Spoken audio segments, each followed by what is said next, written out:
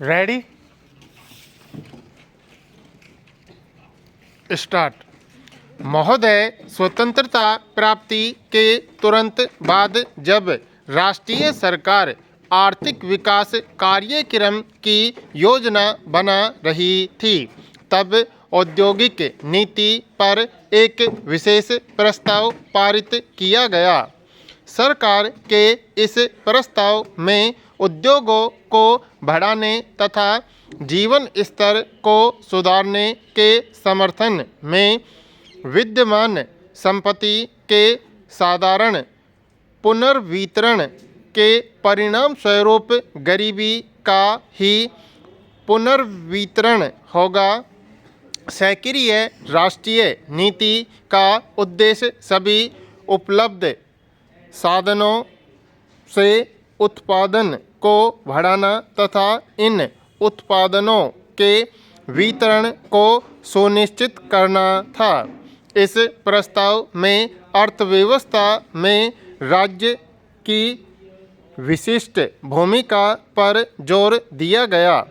विकासशील राजकीय क्षेत्रों में राज्य को अपनी भूमिका बढ़ानी थी, यही नहीं निजी क्षेत्रों को विस्तृत अवसर भी प्रदान करना था। इस प्रकार सम्मिलित अर्थव्यवस्था के पारित होने से विश्व मत पर आधारित प्रजातंत्र के सामाजिक आर्थिक ढांचे के अंतर्गत विकास मॉडल विकास योजना के शुरुआत में अच्छा कार्य किया गया, जिसमें राज्य तथा निजी क्षेत्रों का परस्पर प्रभाव था। यद्यपि राज्य निवेशों की तेजी से बढ़ोतरी होने के बावजूद राष्ट्रीय अर्थव्यवस्था में राज्य की संपत्ति में संबंधित तथा संपूर्ण बढ़ोतरी तथा राज्य क्षेत्र का अंश अभी भी बेहतर नहीं है। कृषि, जो अर्थव्यवस्था की सर्वाधिक बड़ी शाखा है, राष्ट्रीय आय का आधे से अधिक उत्पादन करती है। इसमें प्रयोग के तौर पर राज्य की संपत्ति विद्यमान नहीं है। निजी क्षेत्रों की तुलना में राज्य उद्योगों का लाभ प्रदान भी काफ़ी कम है। राज्य सेक्टर लंबे समय तक घाटे में इसका संचालन करता रहा तथा इसकी उत्पादक क्षमता भी पर्याप्त रूप से कम थी।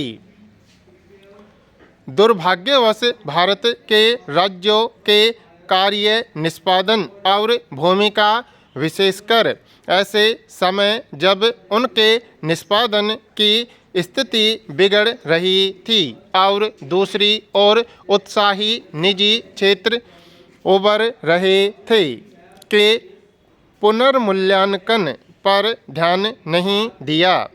ऐसा राजनीतिक अपेक्षाओं, दफ्तरशाहियों की रुचि, संभाव्यता से अधिक बढ़ते संगठित मजदूर क्षेत्रों के कारण हुआ। इसके परिणाम स्वरूप इस क्षेत्र में अधिक से अधिक देशी और अभावपरक विदेशी मुद्रा संसाधन का शोषण हुआ। इसी कारण भारी मुद्रा हानि का प्रस्ताव हुआ और धनराशि आपूर्ति में वृहद वृद्धि ने देश में मुद्रास्फीति को दुगना कर दिया। अतः यह आवश्यक हो गया कि वित्तीय नियमावली, मुद्रा आपूर्ति में कठोरता तथा मुद्रास्फीति पर नियंत्रण के लिए कठोर स्थायीकरण मापदंड बनाए जाएं। अर्थव्यवस्था के विकास तथा कठोर अनिवार्यता की दृष्टि से सरकार ने इसकी आर्थिक नीतियों का पुनर्गठन किया।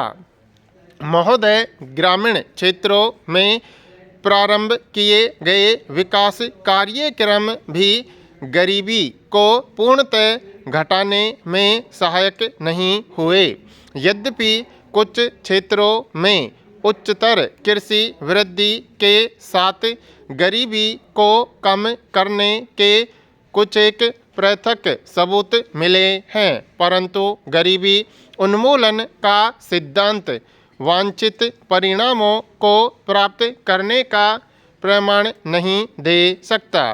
यद्यपि घरेलू बाजार को विश्व बाजार के साथ जोड़ने की नई आर्थिक नीति को ध्यान में रखना होगा कि यह समाज के कमजोर वर्ग, जिसमें अधिक संख्या में भूमिहीन तथा सीमावर्ती श्रमिक परिवारों तथा छोटे किसानों एवं ग्रामीण कारीगर समाविष्ट होते हैं, को कहाँ तक प्रभावित करता है।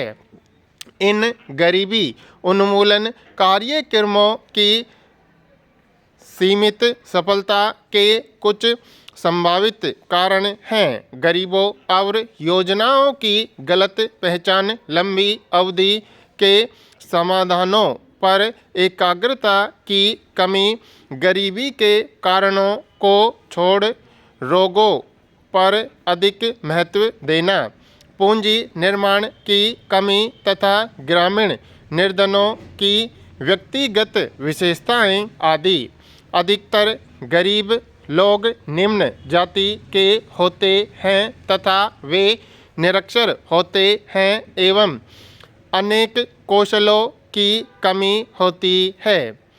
गरीब लोग कम योग्य, कम प्रेरक, अधिक प्रजनक, अधिक आयु या बीमार या विकलांग होते हैं। उनके स्वयं की श्रम तथा कम गुणवत्ता वाले सीमावर्ती खेत तथा छोटे साधनों के अलावा उनके पास कोई उत्पादक आस्तियाँ नहीं होती हैं, अतः वे अपनी स्वयं की दरिद्रता के लिए उत्तरदायी होते हैं। यद्यपि सभी गरीब परिवार निम्न जाति के तथा हमेशा भूमिहीन नहीं होते, फिर भी गरीबी किसी विशेष जाति या किसी कृषक वर्ग की नहीं है।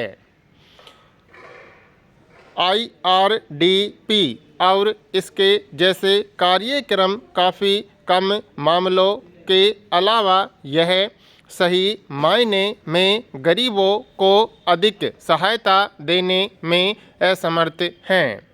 नियमों में कठोरता तथा लोगों की सहभागिता की कमी के कारण कई बेहतर कल्याण तथा विकास योजनाओं का सही रूप से कार्यान्वयन नहीं हो पाता है। इसके अलावा इन गरीबी उन्मूलन कार्यक्रमों के प्रभाव पर गरीबों के चुनाव में राजनीतिक हस्तक्षेप भी प्राय प्रतिकूल प्रभाव डालते हैं। दृढ़ राजनीतिक इच्छा तथा गरीबों के लिए अधिकारियों की प्रतिबद्धता आवश्यक है, परंतु अत्यधिक राजनीतिक हस्तक्षेप को दूर करना भी आवश्यक है। कभी कभी यह देखा गया कि अधिकतर गरीबी उन्मूलन योजनाएं राहत के मापदंड बन गए तथा आवश्यक उत्पादक आस्ती बनाने में समर्थ नहीं हो पाए, जिससे कि पर्याप्त उपयोगी रोजगार की उपलब्धता में सहायता मिलती तथा लोगों की नियमित आय सुनिश्चित होती।